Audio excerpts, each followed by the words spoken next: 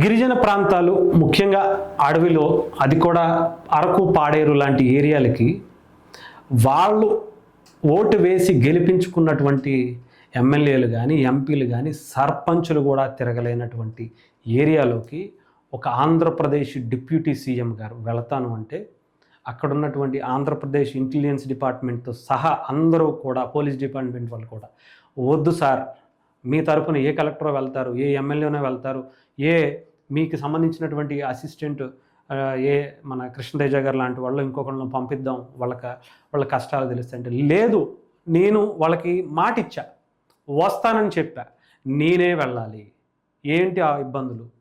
చాలామంది ఏమనుకుంటారంటే హ్యాపీగా ఇక్కడ హెలికాప్టర్లు ఎక్కొచ్చు, అక్కడ దిగిపోవచ్చు. కానీ ఆయన అలాంటి పనులు చేయరు.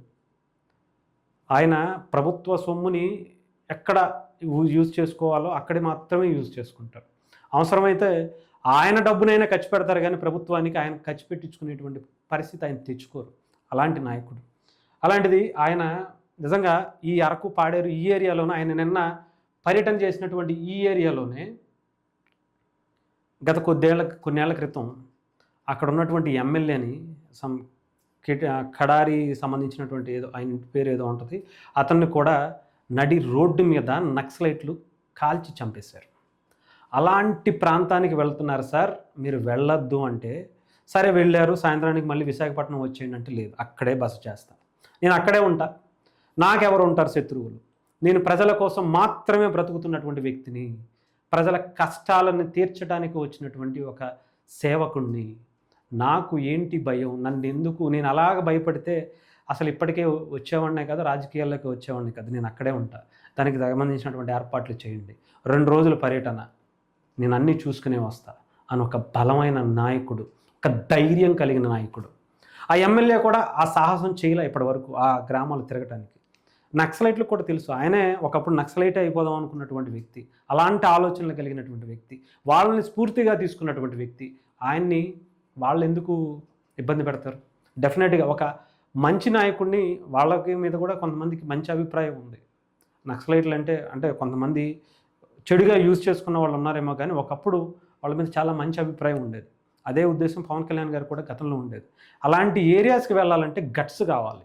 అలాంటి ఏరియాస్కి వెళ్ళి కనీసం విజిట్ చేయాలన్నా ధైర్యం కావాలి. అలాంటిది ఈరోజు పవన్ కళ్యాణ్ గారు అక్కడికి వెళ్ళి పర్యటన చేయటమే కాదు, వాళ్ళ కష్టాలు, సాధక బాధకాల కష్టాలు, ఆనందాలు అన్నీ కూడా ఆయన ఉండి తీర్చాలి అనేది ఆయన కళ.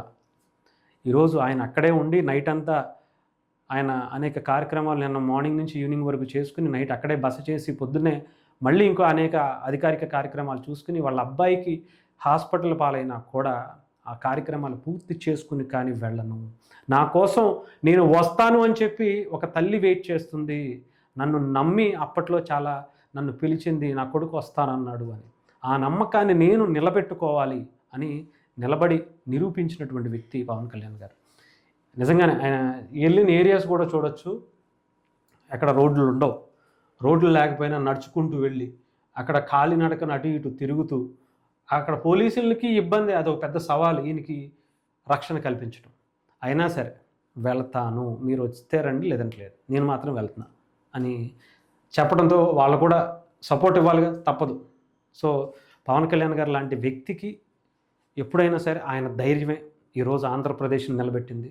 ఆయన సంకల్పమే ఈరోజు ఆంధ్రప్రదేశ్ని అభివృద్ధి పదంలో గిరిజనుల పాలిట దేవుడిలా, మరొక అల్లూరి సీతారామరాజులా వాళ్ళ గుండెల్లో చిరస్థాయిగా నిలబెట్టింది.